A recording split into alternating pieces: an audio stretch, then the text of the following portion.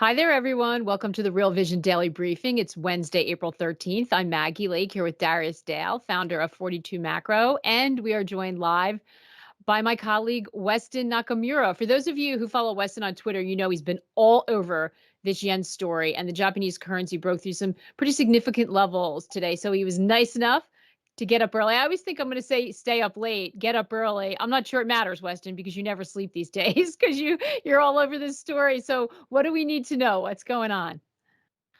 Yeah, thanks for allowing me to interrupt you once again, Darius and Oh, I and love it, Maggie. man. You're my But eyes on the sky in Japan. Japan blows up every time you're on the daily briefing, so you know, delayed indicator. But yeah, so just very quickly, so dollar yen, as we know, the yen has been getting crushed. The yen actually, year to date is the second worst performing currency, and it's second just by a hair to the Turkish lira. And if you actually do it from March, it is the worst performing currency, and that includes the Russian ruble as well.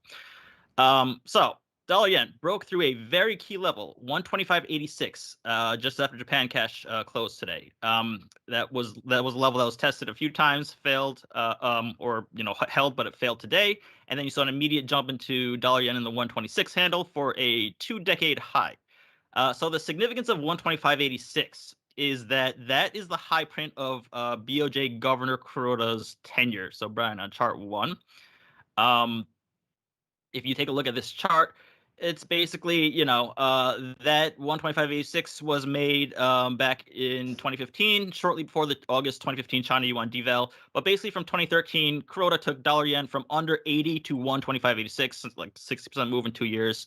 After hitting that level, dollar yen, fell as low as, like, it broke below 100 on Brexit Day in 2016, but basically kind of just meandered around. But right now, the fact that it broke through that new level, we're now kind of in uncharted Kuroda territory, if you will. And so that is the significance of that particular breakthrough. Yeah, and Weston, whenever this kind of thing happens, everyone immediately thinks about, okay, where's it go from here? What's the next level? Because sometimes it's like a straight shot. And what's going to be the response in terms of Japanese officials? So, what are your thoughts around that, or what are you hearing? What level should we be looking at in terms of, is the sky wide open here? And what would prompt a move or a response from officials? Sure. So, Brian, if you pull up chart two, I just want to show everyone, just to remind everyone, the significance of dollar yen. It's basically dollar yen and the 10-year U.S. Treasury yield; those move kind of in lockstep. That's just been the case for some time now. And so that's, first of all, the significance of, people were wondering, why should I care about dollar yen? Well, you should care about dollar yen because it moves in tandem with the risk-free yield, or the risk-free rate. But there's basically, like, I get a lot of questions on, like, what level of dollar yen, or what level of yen will BOJ intervene to stop the yen plunge, if at all. And so I just want to make 2 points on that. First of all, it's actually, the BOJ is not the body that would oversee FX intervention should it come to that.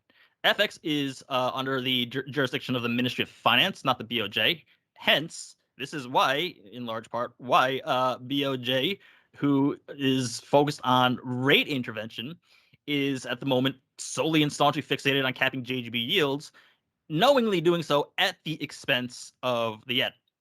And then, so it's very important to know that it's not BOJ that would do anything with FX, and clearly they don't necessarily care about FX for that matter.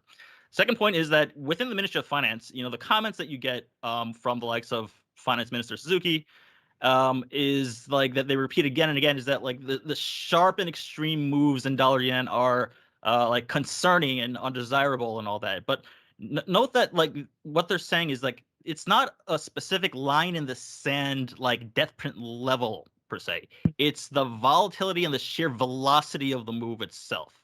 So, like, take, like, dollar yen at 150. That would be far more acceptable than, say, dollar yen 130 if the path to 150 were slow, gradual, and orderly, versus, like, an overnight flash crash to 130 and then back to, like, 120. Like, that kind of stuff is concerning, because Japan is a major importer, it's a major exporter of, raw materials, of goods, massive deployer of capital, investment capital, and all that. right? So if you actually see on chart 3, Brian, there's this chart here of implied volatility using CME's CVOL index of yen volatility and against the like G5 basket of peers. And what you'll see is that historically, yen volatility sits below its G5 peers, but is now surged above G5 peers, and that's with the G5 FX vol itself surging. So this is not a normal dynamic in which like risk models are based off of, and that can have global cross-asset repercussions in areas that we simply wouldn't know until we do. So yen volatility is, should be very concerning to all of us, not just because of that tight correlation between yen and U.S. Treasury volatility, but Brian, if you go to the chart, was it 4? Please? Yeah, chart 4. Yeah. If you look at chart 4, this is yen volatility and U.S. Treasury volatility, and so these two are assets that are, in the world of volatile risk assets. These are supposed to be kind of anchored down. And these are moving up and surging together in tandem, and that is a huge problem for across the spectrum when you have things that are supposed to be stable behaving very unstable. And Yeah, Weston, I just want to jump in because when you yep. say something like that, it makes me worry that, is there the potential for sort of unforeseen consequences or areas of the market we wouldn't think are affected just because these are used, these kind of nothing's, I guess, risk free, but less risky, very stable assets have got to be a part of tons of models, tons of portfolios. This is the basis of the financial systems. When you start to see volatility here, yet you say the yen's in uncharted territory. Can we even wrap our head around where that starts to sort of create trouble? That's my concern when I hear you say that. Yeah, so that's a great question, Maggie, and the answer is that I don't know, and I don't know, like we don't know what we don't know is the answer. So like I have no idea what the potential spectrum of possible knock-on effects are. I just know that it's not one without consequence, and we'll just know after the fact. And then just because nothing is happening on the surface doesn't mean that there aren't like there wasn't like bombs with wires cut at the last second or anything like that either, right? But I will note though that in the last few days, that airtight U.S. Treasury to yen correlation has started to weaken a bit. So like Brian, if you go to chart 5, so you'll see like this is just a chart. On the top chart is just basically CME yen futures and CME Treasury futures, and you see they move basically exactly in tandem together. The bottom chart is a zoom in on the CPI release from yesterday. And you'll see that right upon that release, you see Treasury futures, 10-year Treasury futures just get, bid up like in an instant, as well as yen futures. But that's a knee-jerk systematic algo move. And then after that, you'll see yen futures just start to, slink back down again because it just wants to head lower, and it's kind of decoupling. And so that is important too. That there's a slight divergence and decorrelation that's starting to happen as well. But having said that, yen and U.S. Treasuries are still the most highly correlated among cross-asset pairs globally. But at the end of the day, just putting aside like words of like the officials or whatever, just looking at their actions, right? The Japan authorities, as in the BOJ and the Ministry of Finance, as a collective, it seems that they are prioritizing putting a floor under JGBs than they are under the yen. In fact, by capping JGB yields, as we all discussed last time, they're doing so at the expense of the yen. You have to pick one or the other, right? So you cap yen, if you cap JGB yields and sovereign yields elsewhere head higher, then the yen is going to weaken. So the message to me is very clear. For the moment, as long as global yields are on the rise, Japan yields are capped, yield spreads between Japan and the rest of the developed world will widen out. And as long as Japan is in need of importing like energy and commodities at ever higher prices, the yen will continue to weaken by both market forces as well as by conscious choice of Japanese officials. If Japan, however, starts buying treasuries and the U.S., then the U.S. and Japan yield spreads would narrow and then dollar yen would cap. But if this yen plunge itself is deterring Japanese investors from deploying that capital overseas into the U.S. Treasury market, for example, then that may end up becoming this sort of self-fulfilling like feedback loop of higher sovereign yields, wider yield spreads, weaker yen, more volatility in these supposedly non-volatile instruments, and on and on and on into this Yeah. like vicious loop. So that's the kind of And that scary. is a completely different regime than what we've been in. So we talked a lot at the macro experience last week in San Diego, the fact that, are we in a different period? How do we need to think about these big changes that are happening? And the fact there's so much confusion, this looks like it just adds another layer onto that conversation. Weston, I know you got to jump. Thank you so much for jumping on, because this is, I think, a story that we need to pay attention to, but it's not front and center, especially in the middle of the US trading day when there's so much else going on. So I hope everyone puts it on their radar. And if you want more analysis and updates, Weston, as I mentioned, is all over this. You can follow him at Across the Spread on Twitter. Check out West on Trading on our YouTube channel. He's going to have constant updates and do his best to make some sense of it for us all. So if you have any questions, drop them in both those places. Weston, thanks so much. Thanks a lot, Maggie. Thanks a lot, Darius. I always want to say Weston, get some I appreciate sleep, you. but I know it's not happening. So get back on I gotta Twitter. watch. I gotta watch. No, I gotta Hardest watch working Darius man on now. Wall So Street, yeah. man. I'm gonna watch Go Wall Darius now. Street. Excellent. All right. Seriously, thanks, Weston. Appreciate it. No So problem. Darius, this is a lot to wrap our head around. I know this is something that you have been paying attention to. But like I said, in addition to the inflation and the earnings that are coming out, and there's just so much going on. Any quick thoughts on what Weston said in terms of that yen? How are you going to change anything you're doing now that this is sort of broken through that level? Yeah, absolutely. So let's take the conversation back to where we were last time Weston and I were on. We were sort of previewing the kind of potential comments that Kuroda made today, which effectively tripled down on the BOJ's yield curve control policy. And so what does that do? What are the kind of nonlinear dynamic sort of implications of that? On the negative side of the ledger, incremental yen weakness is obviously a boon to the dollar, and on a correlation weighted basis, it puts incremental pressure on emerging market economies, which are obviously been struggling with a strong dollar and slowing growth, throughout this sort of last several quarters. That also puts incremental pressure on Japan's rival economies, such as China, to incrementally potentially devalue. Obviously, we go back to August of 2015 in terms of the China deval situation there. China may decide not to, amid all of its growth concerns at the current juncture, not the least of which is locking down its largest city in terms of GDP and population. They may feel incremental pressure coming out of that lockdown to try to get things going from a stimulus perspective. So anything they do as it relates to expanding the PBOC's balance sheet, cutting RRR, cutting interest rates, broader policy rates, may have an outsized influence over the Chinese yuan. We're not making that call yet. I think it's too soon to make that call, but I think investors need to keep that risk front and center. On the positive side of the ledger, and this is exactly what we're seeing in markets today, Kuroda's commentary, if you were a Japanese capital allocator, by the way, Japan is the world's largest capital allocator. They have the largest net international investment position in the world. Kuroda effectively gave investors in Japan, those capital allocators, the green light to go buy duration in the treasury market, to go buy duration across global sovereign debt markets. There was an issue. There was a fear there that a revision to Bank of Japan's yield curve control policy, i.e. Boosting the kind of upper boundary of that range, would ultimately put incremental pressure on global sovereign debt markets on the long end of those sovereign debt curves globally. Well, now you could sort of check that box and say, hey, that incremental duration risk is not going to come to fruition, at least not over the near term. And we can sort of rest assured that, hey, look, at the bare minimum, the BOJ is going to have our backs as it relates to increasing our duration risk. And so there's been a bid to the treasury market in the last kind of couple of days, partially as a function of the miss in core CPI here in the U.S. In the March CPI data. But I would argue that this sort of BOJ development, in my opinion, is actually the bigger story here.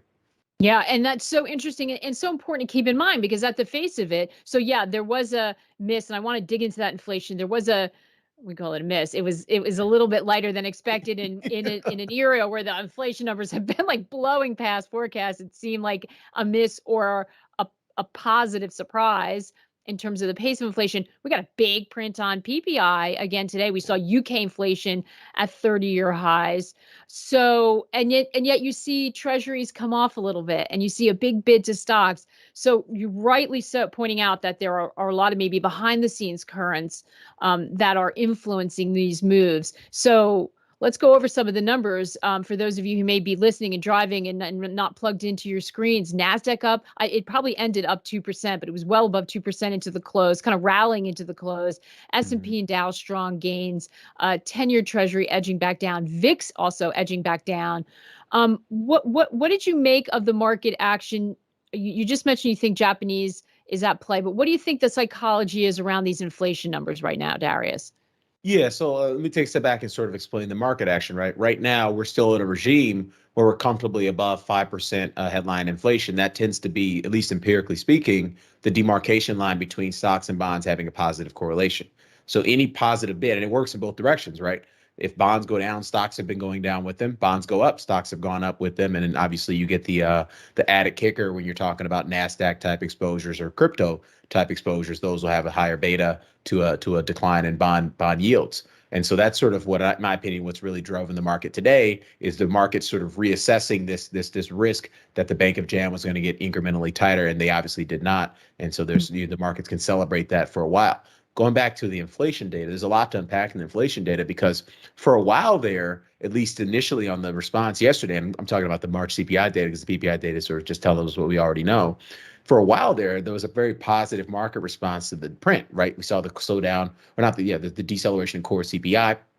It came in light relative to consensus expectations, and that was that was a celebrated influence. And obviously, we had the big reversal, intraday yesterday, and sold off into the close. And that was obviously, in our opinion, driven by sort of once an analyst like myself and other investors got a chance to really dig into the data, it was very clear, particularly when some of the Fed regional Fed inflation metrics kind of came out and started to trickle out. It was very clear that this narrative of peak inflation is a little bit too soon. And the reason I say that, you look at headline CPI on a 3-month seasonally adjusted annualized basis. We're looking at that from an impulse perspective because I think the headline is not necessarily telling the right story. The story that matters is what the Fed is going to do. And if you look at it from a 3-month SAR basis in terms of the impulse is still decidedly higher than the year-over-year time series. We're about 10.8% on 3-month SAR relative to 8.5% on year-over-year headline CPI. So that's an issue. But more importantly, when you look at things that I think are more relevant for the Fed, when you look at the CPI time series and everything that's in it, median CPI, the 3-month SAR there accelerated to 6.4%. That's an all-time high. And it's about 200 basis points faster than the actual year over year. So we're continuing to build inflation momentum in median CPI. This is everything, the median of all the different components of the CPI basket. And then lastly, sticky CPI, which should actually have the Fed a little bit more concerned as well. That accelerated to 6.6% on a 3-month SAR basis. That's the fastest pace we've seen since August of 1990. And that's 150 basis points or run somewhere between 150 and 200 basis points faster than the year over year time series and sticky CPI. So all that means is that we continue to build inflation momentum where it counts. Inflation might have peaked from a core CPI perspective, but if you think about the broad basiness of inflation, the stickiness of inflation, and the overall headline inflation that continues to roil low to medium income consumers, the Fed has a ton of work to do. And in fact, we could argue looking at that print, they have incremental work to do. Wow. Okay. Because that is contrary to this sort of, because it was interesting. You saw the headlines almost right after the number came out. Has inflation peaked? Are we at peak inflation? So, great questions coming in, by the way. I like to get as many in as possible. So go ahead and dump them in if you're listening. But John asking from the RV site, and this is, I think, what we're all worried about. Okay, if that's sticky and the momentum is building, that means the Fed is going to have to be aggressive or really try to, try to get ahead of this or at least catch up. It's because they're so behind. Given that the Fed now doing QT, what are some of the areas of the plumbing that we should be looking at to see if there is stress developing in the financial system? Have you noticed any events that would indicate stress in the past few months? That's from John. And it's appropriate because the graphic we just had up, well, the Fed will likely force to tighten until something breaks. So I think, are we seeing strains or any signs of anything breaking? Yeah, absolutely. And I'm sure it's Brian put up while I was talking one of those charts, median CPI, sticky CPI, but to address, I think it was John, that was a phenomenal question because to me, I think this is one of the more interesting market developments. If you look at it on sort of like a trailing 1-month basis or something like that, or a trailing 2-3 week basis, we're seeing a lot of widening, a lot of steepening in the yield curves. Whether you look at 10s, 2s, 5s, 30s. In fact, Brian, if you could throw up that chart, Treasury yield curves. And this is really important as it relates to the plumbing, because typically what happens when you have a steepening yield curve, there's usually sort of a positive growth impulse associated with that, or at the bare minimum, at least with respect to 5s, 30s, a positive inflation impulse associated with that. Well, going back to the growth, I think it's really interesting that you're seeing such a widening in the or steepening in the yield curve. At the same time, we continue to see growth expectations decline, and more importantly, growth data decline. The next chart, Brian, to put up is the high beta, low beta ratio. And the reason this is one of our 4 horsemen of market risk at 42 macro. That's the chart on the right there, the high beta, low beta ratio. And what typically happens is that you tend to see outperformance or increase in that ratio during sort of economic expansions when growth's accelerating, and you tend to see a decline in the ratio underperformance of high beta stocks relative to low beta stocks when that ratio is decline, or sorry, when the growth is decelerating. So it's a very odd to see steepening yield curve with declining growth expectations as evidenced by these market internal ratios. And then go back to the data we got yesterday as well in terms of NFIB, because I thought it was a very underappreciated print. The headline NFIB Small Business Optimism Survey ticked down to 93.2. That's the lowest print we've seen since the lockdowns of April 2020. Like, no one's talking about this. The price pressures we're seeing in the economy is effectively taking a key and turning off the ignition for low to medium income consumers and small to medium sized enterprises in this economy. And obviously the large cap companies, the multinational companies, they have a lot of flexibility and a lot of levers to pull as it relates to generating earnings and cash flows. And they're going to be the last ones to get taken out in what we believe is a bear market. But right now you continue to see a lot of stress and pain on the lower end of the income spectrum, whether you look at households and corporates. Going back to that NFIB print, every component of that every sub survey within that release, if it had anything to do with prices, price plans, wages, or employment, all of which are lagging indicators, they're up, making new highs. And if it had anything to do with capex, inventory accumulation, and things that have to do with expansion and growth, they're all continuing to break down. And so to me, the data, when you actually kind of get your hands and get messy with the data, we continue to get incremental confirmation of a lot of things we've been talking about in this program since going back to the fall, which is the economy's in a slowdown. Inflation's a problem from a levels perspective, and the Fed's got to do a lot about it. And oh, by the way, they're not going to get any signal from a reported data standpoint to tell them to stop doing a lot about that. And that, in my opinion, is an issue as it relates to the plumbing. And let me put a final tip on this. And it's a terrible situation for small and mid-sized companies, because they theoretically have to deal with momentum, the inflation momentum you talk about, which is going to take time to ease, and higher rates and higher borrowing costs. So they're going to hit all around. And these are some of them companies that are still trying to struggle to come out of the mess of the pandemic. So it's a really tough spot. Question coming on that, Darius, what does that mean for something like the Russell? Oh, that's me. Poor Ron. Answer my question. I think that the chuckle should answer the question. But one final point I want to make on the plumbing, because I do believe it's a really important signal at this current juncture, which is, and Joseph Wong, Fed guy, it's been freaking all over this. I mean, just an absolute stellar call as it relates to kind of the plumbing issues as it relates to the duration in the Treasury market. The Treasury market is orders of magnitude larger now than it was kind of the last time the Fed was sort of tightening this aggressively and this persistently. But the amount of liquidity in the Treasury market, it really hasn't budged.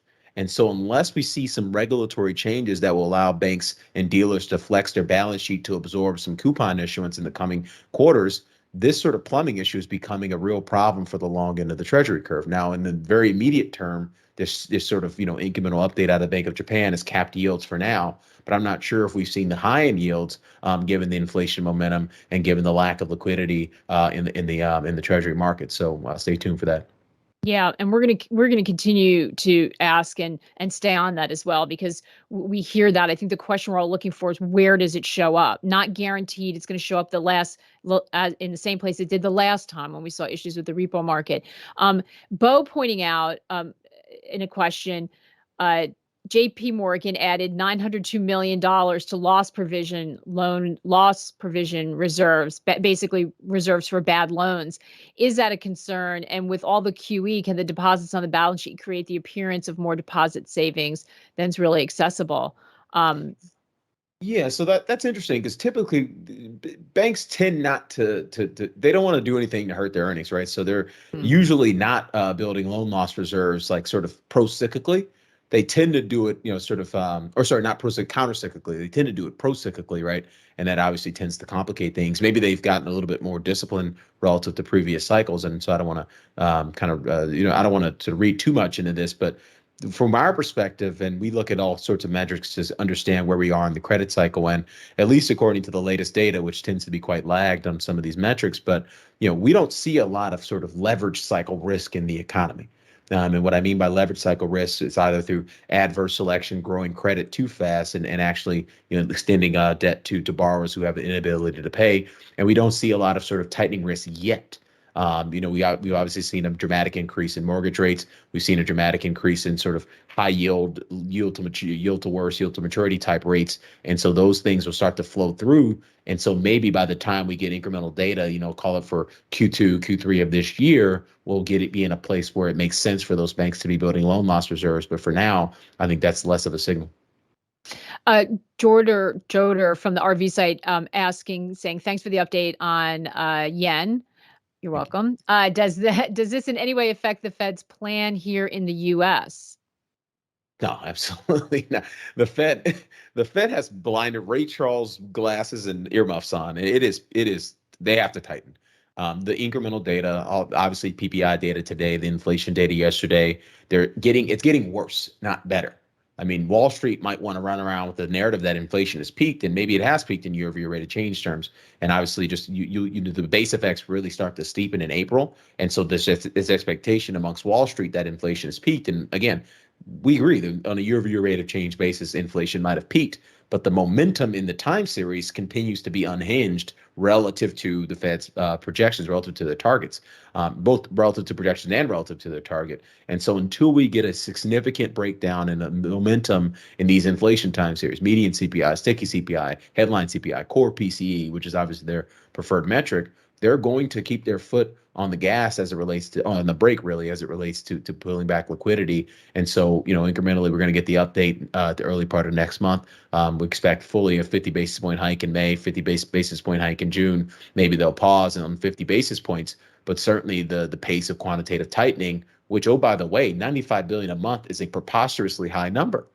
The reason we are at 4,000 something on the S&P, which if you pull up a 5 or 10 year chart S&P, the chart looks ridiculous in non-log terms.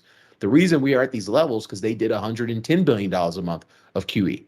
Now, what happens when they do basically the opposite in reverse for an extended period of time? We are headed for some issues, maybe not over the very near term, but certainly over the medium term once the sort of growth slowdown really kicks in. Well, I'm glad you said that because Hitesh on YouTube asks, is it possible for the market to have a divergence basically from these fundamentals and for risk assets to make new all-time highs before we head for anything like that or higher volatility again? Is there a shot that markets push higher before we see that come to roost, sort of? Yeah, so yes and no. Obviously, there's always a possibility for anything to happen in financial markets. I've been surprised many times throughout my career. It's not whether it's a possibility; it's is it a probability? Yeah. And Brian, if you pull up the chart, crowding and dispersion, in our opinion, it's less of a probability. And the reason I say it, so from the very near term perspective, we're heading in OPEX tomorrow. I think per spot gamma, everybody's over there. I think about 30 to 40%. OPEX, you mean options expirations, expiry. correct? Yeah, Which index creates options volatility around that as people roll out of one contract into another, right? Bingo, absolutely. And so, there's a decent amount of gamma exposure expiring next tomorrow. I want to say somewhere between 30 to 40% of index gamma is expiring. And so the unwind of those hedges from a dealer balance sheet perspective tends to create positive flows in the market. Well, if you look at this crowding chart, the chart on the left, we finally built up some implied volatility premia across U.S. equities, across global equities, across risk assets broadly. And so the sort of the confluence of OPEX and potential Vanna flows associated with that implied vol premia can be positive in the very near term. In fact, it should be positive, and this is exactly one of the reasons we're seeing so much strength week today, or at least today and potentially tomorrow as well. And so, will we get to new all-time highs in stocks? Will we get to new all-time highs in crypto and all of those assets? I don't think there's enough Vanna flow risk, and certainly we don't have OpEx every single day to get you there. So it's probably got to come on something fundamental because obviously the liquidity function in the market continues to be quite poor. We don't see new all-time highs. You certainly could trade positively into the start of quantitative tightening, but it's very unlikely that the markets are going to do anything but go down during quantitative tightening. And the problem with this, and I keep bringing this up, it's core to our thesis, is that right now we're dealing with a very modest trending pace of deceleration. The economy is obviously, slowing from what is a very robust pace of growth in 2021 towards something that looks like trend or below trend. We happen to think it's headed below trend. That pace of deceleration, at least according to our models, will start to pick up to a more meaningful clip by the time you get late Q2, Q3, and throughout Q4. That, in our opinion, is where a lot of the market risk associated with this removal of liquidity is likely to come from. Because it's one thing to tighten monetary policy when growth is fine. It's another thing to tighten monetary policy and drain the $95 billion a month from the Fed's balance sheet or from the net liquidity function in the economy when growth is not fine. And in our opinion, that's probably 3 or 4 months away before we start to get towards the eye of the storm in that process. Yeah, it seems like the eye of the storm is really lining up for sort of the beginning of the summer or sort of into the summer. What are you recommending in terms of how to find protection in that super dicey time, Darius? Kind of hard. What are you looking at?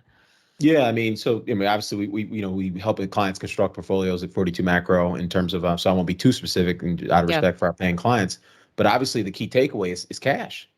I mean, cash is a very underappreciated asset. And obviously we know if you look at it on a year-over-year basis, you lost 8.5% of your money in cash. If you look at it on a 3-month annualized basis, you lost 10.8% of your money in cash. But guess what? You could have lost significantly more money being long the wrong kinds of assets.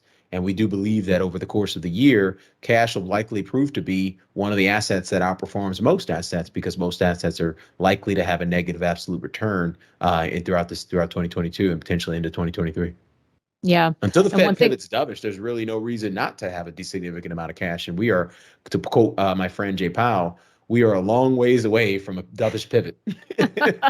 So they say, unless they break something so badly. But that's for another conversation. And one thing that I took away from last week is even if you have a long-term perspective, you suffer one of those really hard drawdowns. It takes a lot to build it back up again. So you do want to try to avoid them if you can. Darius, fantastic stuff today. There's going to be a lot of moving parts for us to watch in the coming weeks. So thank you so much for that great insight, as always. Thank you, Maggie. Appreciate being on. Thank you, guys. Yeah.